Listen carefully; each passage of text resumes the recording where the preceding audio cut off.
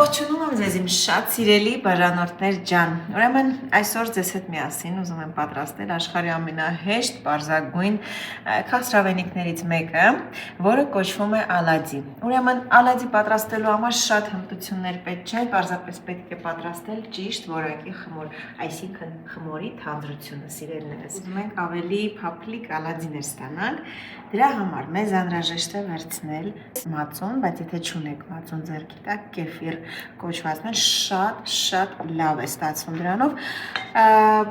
Ասա որ ես նախընտրում եմ նաև թթվասերով տարբերակը, պարզապես սենյակային ջերմաստիճանի պարտադիր, տեսեք, երբ որ սենյակային ջերմաստիճանի է լինում մանավանդ, մածունը այսպես ջրիկ է լինում, որի մեջ կավելացնենք 1 հատ ձու, նույնպես սենյակային ջերմաստիճանի, մի փոքր աղ բալանսի համար, կարող եք չավելացնել, պարտադիր, երբ որ կաթնամթերք ենք օգտագործում, ավելացնում ենք վանիլին, վանիլային շաքարավազ, սա վերաբերում է միայն եւ միայն քաղցրավենիքների դեպքում, շատ բարի, այսինքն կողմնակի համ եւ հոտ չզոհացնելու համար։ Ինչպես նաև կավելացնենք մի փոքր շաքարավազ։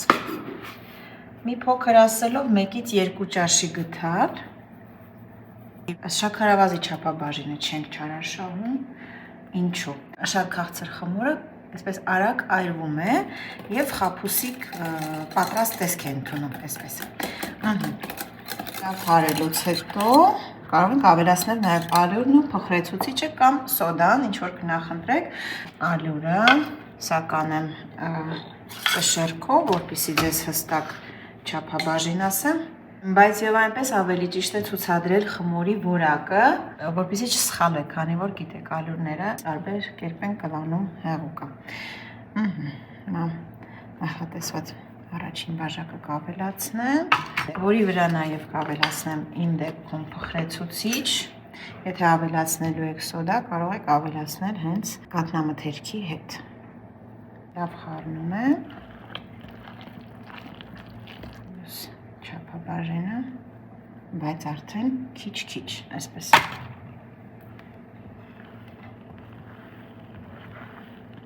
Լավ հարում ենք։ 320 գրամ ալյուր ես ավելացրի 400 գրամ մածունին։ Տեսեք գթալի վրայից այսպես ծորում է սհալով։ Տեսեք, վերցնում ենք, ընկնում է։ Եթե ջրիկ լիներ, հիմա այսպես կտրվելով կթափվեր։ Շատ լավ։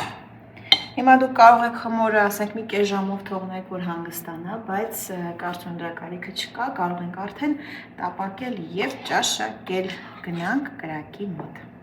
Ուրեմն տապակը արդեն տաքացել է, մեջ ավելացնում եմ բուսայով։ Տեսեք, ավելացնում եմ այսպես մի փոքր հաստ շերտով, քանի որ եթե շատ քիչ բուսայով ավելացնենք,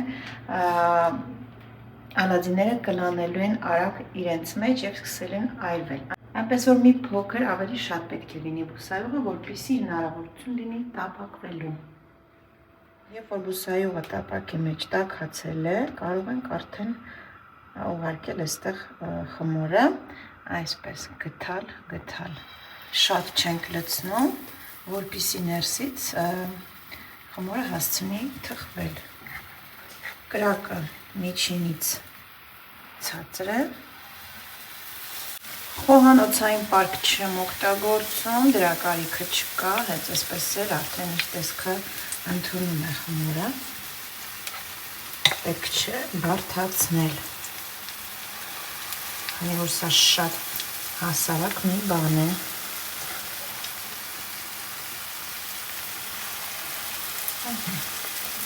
Ուշադրություն դարձրեք, որ ես կափարիչով չեմ ծածկել, քանի որ եթե ծածկեն, գիտեք, առաջանալու է կոնդենսատ եւ եթե անզգույշ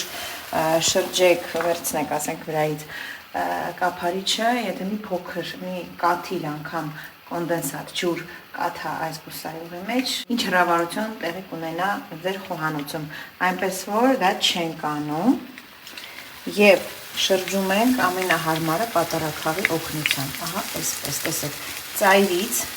Այսպես խրում եմ և շրջում եմ, սա ամենահարմար տարբերակն է, մեկ շրջում ենք,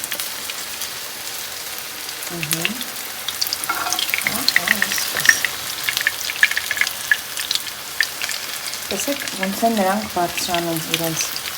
տեղում,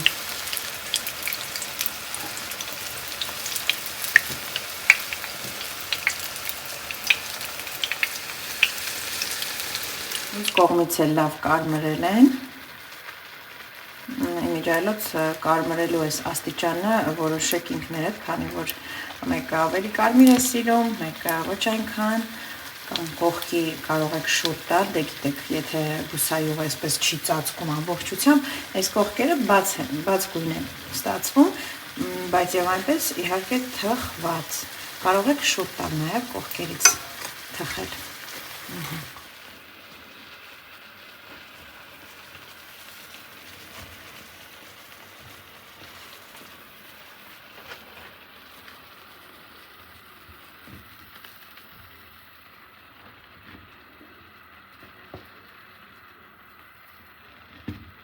բուսայուղ քանի որ կա, ես չեմ ավելացնի, կավելացնեմ այն դեպքում, երբ որ տեսնեմ, որ սպառվել է, էլ հնարավոր չէ տապակել, հիմա վերցնում ենք խմորը, չենք խառնում, հենց այսպես գթար առ գթար դնում ենք տապակի մեջ, այս կերպով,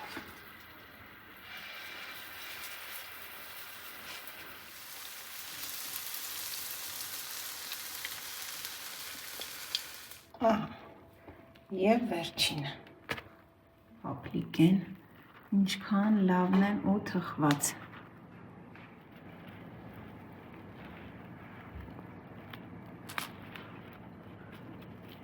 խմորը հենց հալվում է բերանում, այդպիսի որակ ունի, կարող ենք նմանացնել ինչ-որ բիսկվիտի բան չէ, բայց բիսկվիտի նման չէ, շատ լավն է, շատ,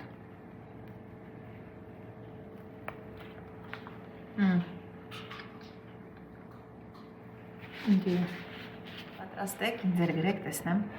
հավանեցիք բաղադրա տոմսը, թե ոչ, շնորհակալ եմ, որ ինձ հետ եք և որ այդքան դրական եք, մինչ նոր շատ համեղ հանդիպումներ